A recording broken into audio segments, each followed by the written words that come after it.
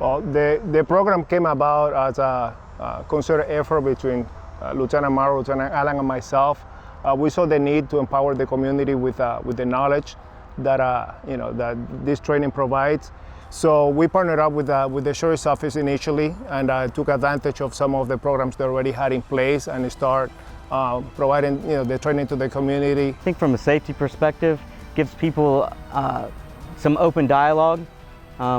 Fortunately, not very many people have to deal with this.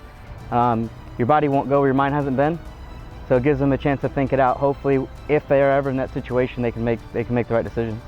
In March of 2017, I was working at the neighborhood health clinic, and Sergeant Bohannon came and gave us the active shooter training. And in October of 17, we were at the Route 91 Festival in Las Vegas.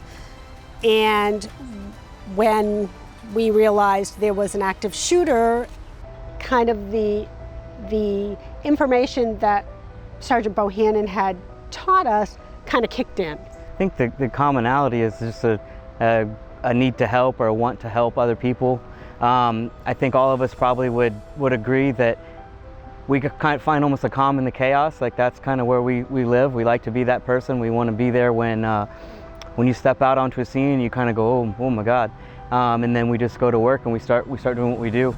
I know for me, that's what I enjoy. I think a lot of these guys, that's kind of what makes us tick. Typically when we get our call to render aid, it's because the emergency has already occurred.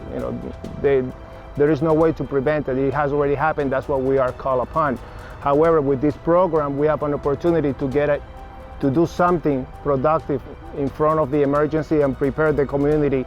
What I learned in the active shooter training program was to run, hide, and fight. So where we were in the venue, hiding was not an option. And running was not an option because of where we were. Again, in the venue, I knew where the exits were, but we didn't know where the shooter was. So we were kind of trying to figure that out. And in the meantime, as I said, I was planning on fighting and grabbed my little pen thinking it would go good in an eye or an ear. And I did one of these events and one of the gentlemen asked, well, how do you ever teach somebody this stuff or prepare for this stuff?